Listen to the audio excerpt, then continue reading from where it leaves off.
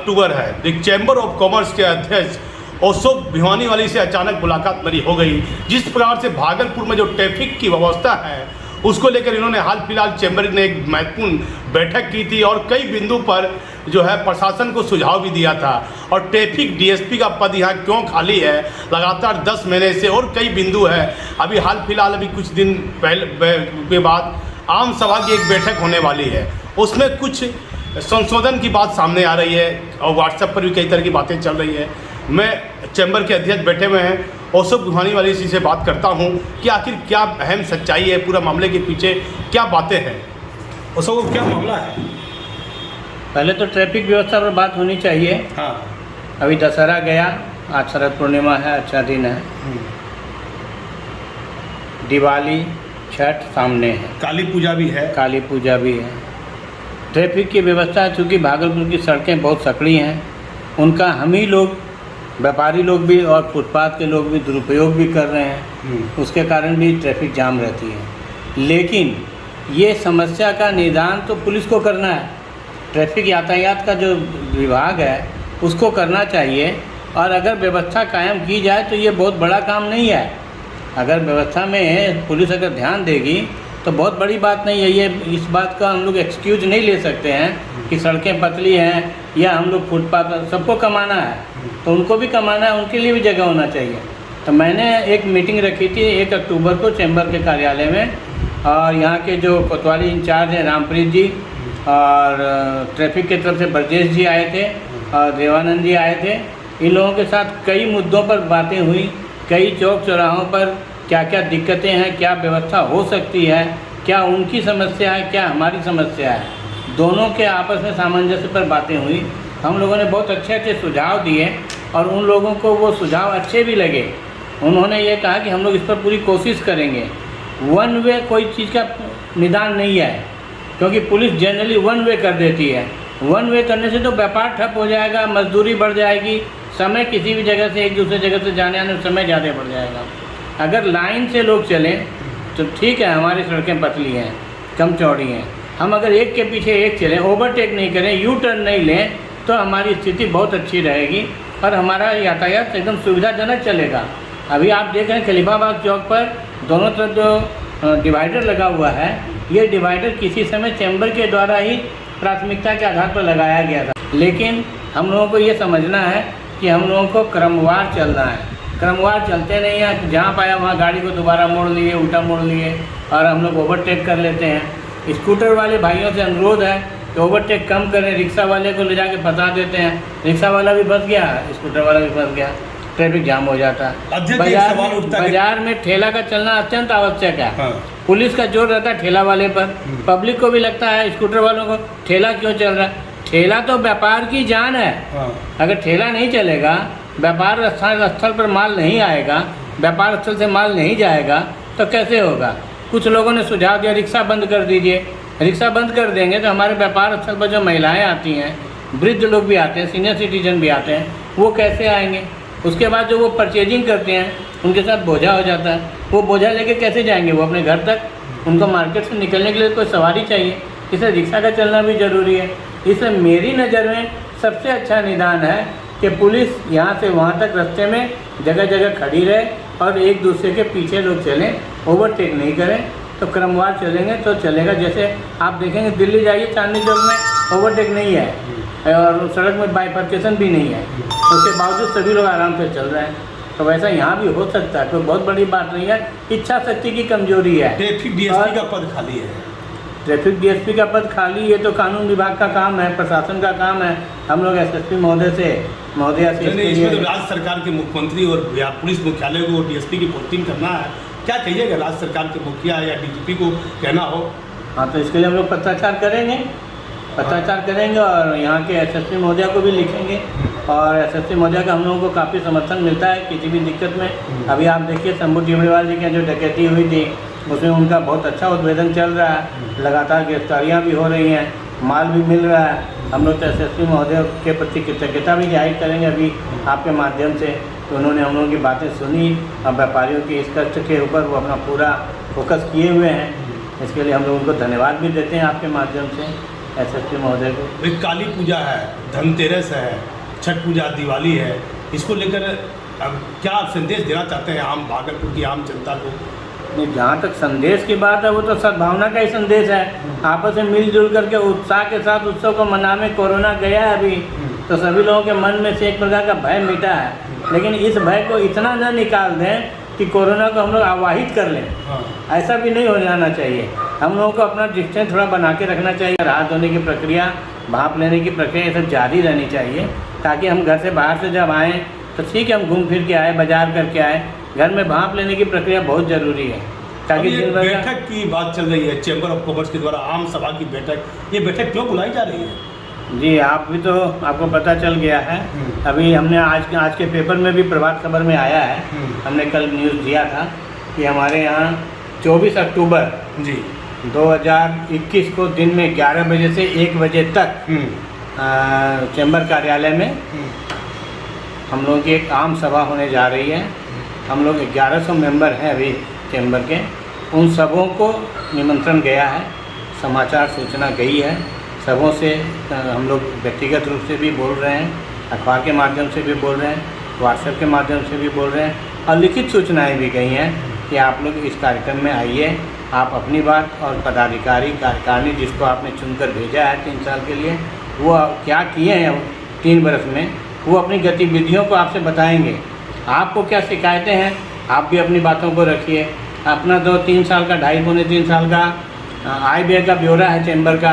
आपने जो शुल्क दिया है, आपने जो पैसे दिए हैं चैम्बर को, चैम्बर ने उसका क्या सदुपयोग किया, क्या दुरुपयोग किया, ये आपको बताया जाएगा, आपकी नज़र में दिया जाएगा। आप बोलेंगे तो आपको लिखित रूप में भी दिया जाएगा और मौखिक भी दिया जाएगा। इसके अलावा जो भी हमारी 2.5 साल में गतिविधियाँ रही हैं, प्रशासनिक हो, हमारा सामाजिक सरोकार हो, हमारा राहत का कार्यक्रम हो, जिस तरह का भी हमने काम किया है, हमने जो इनकम टैक्स वालों के साथ मीटिंग की है, सेल टैक्स वालों के साथ, जीएसटी वालों के साथ जो मीटिंग की है, डाकघर वालों के साथ जो मीटिंग की है, उन सारी बातों को हम लोग हमारे अन्य सभी सदस्यों के साथ साझा करने जा रहे हैं। आम सभा का मुख्य मकसद यही है कि हमने जो कुछ भी किया है वो सब कुछ उनके साथ साझा करेंगे कि चैम्बर के द्वारा आपको ये फ़ायदा हुआ। चैम्बर ने सरकार के साथ, प्रशासन के साथ मिल कर के चैम्बर के सदस्यों के लिए इस तरीक़े की सुविधाओं का संग्रह किया है, ताकि आपको आनंद आए। आपके ये जो ट्रैफिक अभी दशहरा बीता, कितना बढ़िया से बीता, किस कारण से बीता। अगर हम लोग 1 अक्टूबर को ये सभा नहीं किए होते ट्रैफिक के साथ, तो इतना आसानी से ये काम नहीं होता। क्योंकि हमारे कहने के अनुसार, हमारे सुझावों के अनुसार उन्होंने पेपर में निकाला पूरा ट्रैफिक प्लान। ठीक है, कुछ लोगों को परेशानी हुई, लेकिन 99% लोग सुरक्षित अपने अपने घर लौटे, कोई एक्सीडेंट सड़क पर नहीं हुआ और लोगों ने माता के दर्शन आराम से किए। आम की बात सामने आ रही है। बहुत वर्षों से हमारे जो संविधान बना हुआ है चैम्बर का, उसमें कोई संशोधन नहीं हुआ। मैं जब अध्यक्ष बना तो मुझे इसकी आवश्यकता महसूस हो रही है कि कुछ होना चाहिए संशोधन। जैसे हमारे जो भवन बनाया हम लोगों ने, तो भवन में काफ़ी रुपया खर्च हुआ। हमारे चैम्बर की जो जमा पूंजी थी वो भी खर्च हुई, और हमारे जो चैम्बर के सदस्यों ने पूर्ण हृदय से बढ़िया से हम लोगों को पैसा दिया है, जिस पैसे से आज आप चैम्बर का कार्यालय और भवन देख रहे हैं। फिर भी अभी उसमें बहुत कुछ कमी है।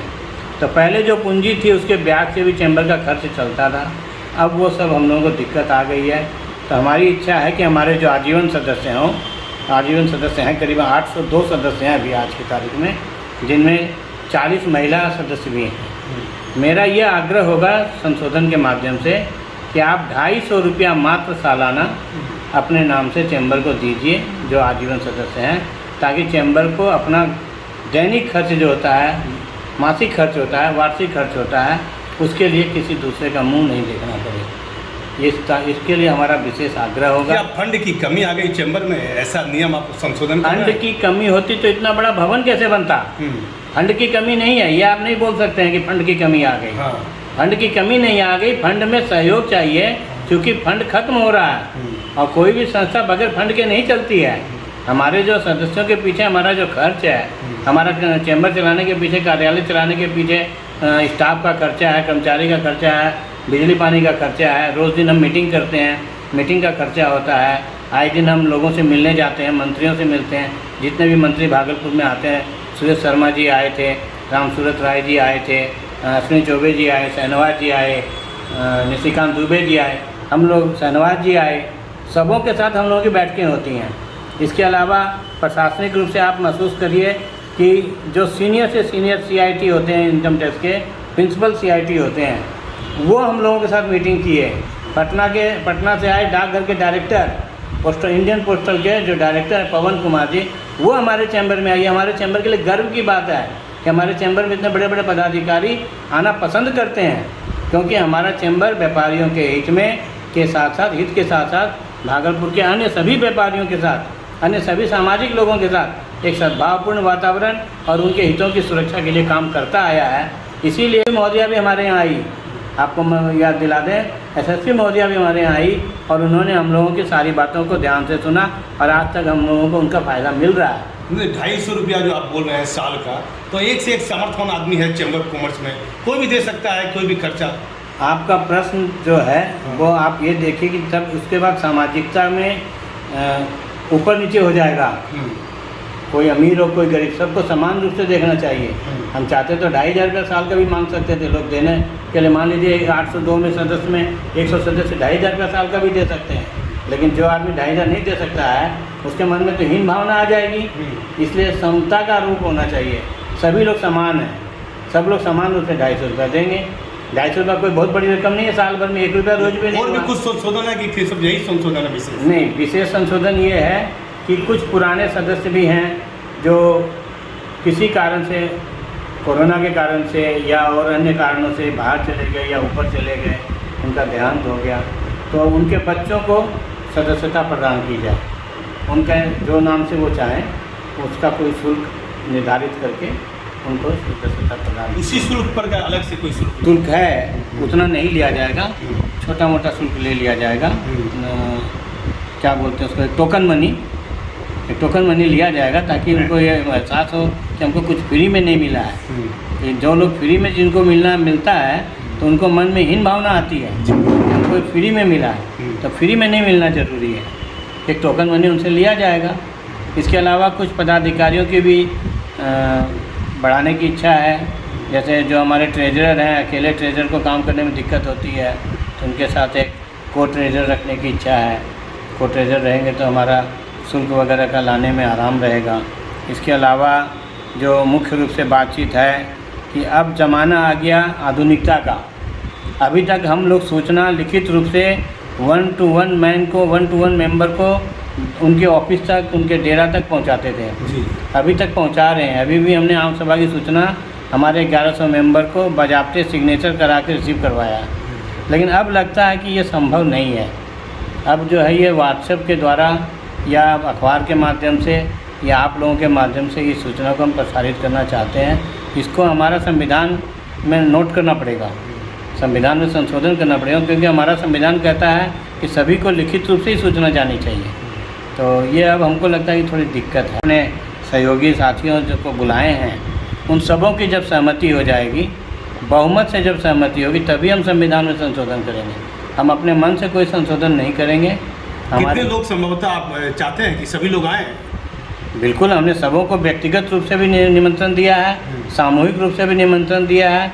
हमारे यहाँ सभी के ग्रुप बने हुए हैं, उस हिसाब से भी निमंत्रण दिया है, पेपर के द्वारा भी निमंत्रण दिया है, और लास्ट में एक दिन और शनिवार को फिर निकालेंगे पेपर के माध्यम से। आज आपके माध्यम से जा ही रहा निमंत्रण सभी सदस्यों से। मेरा आपके माध्यम से पुनः आग्रह है कि 24 अक्टूबर को 11 बजे आप लोग सभी आइए और आपके द्वारा संविधान में कुछ अच्छे संशोधन हो, और उसके बाद हम लोग मिलकर सहभोज करेंगे। उसी दिन हम लोग आपस में खाने पीने का भी इंतजाम रखे हैं। मीटिंग के बाद सबको आइए। अध्यक्ष ने बहुत बड़ी बात कही है कि जो लोग कोरोना महामारी के दौरान जो दुनिया में हमारे बीच नहीं रहे, उनके परिवार के मेंबर को नई सदस्यता के रूप में उनको आजीवन जो पहले मेंबर थे उनके परिवार के उनके बच्चों को दिया जाएगा। और सबसे बड़ी बात ये भी कही है कि इस पूरे नियम में संशोधन इसलिए किया जाएगा क्योंकि अब ज़माना सोशल मीडिया का आ गया है और सोशल साइट का ज़माना आ गया। उस तरह से जिस तरह से आसानी से काम सुविधा चैम्बर का कार्य हो सके, उसके लिए संशोधन किया जाएगा। अब सभी लोगों से ये आग्रह किए हैं चैम्बर ऑफ कॉमर्स के अध्यक्ष, ये एक अहम बैठक है आम जो सभा की, आप अधिक से अधिक इस बैठक में जो चैम्बर में सदस्य हैं वह इस बैठक में शामिल हो। मैं भागलपुर से दीपक नौरंगी।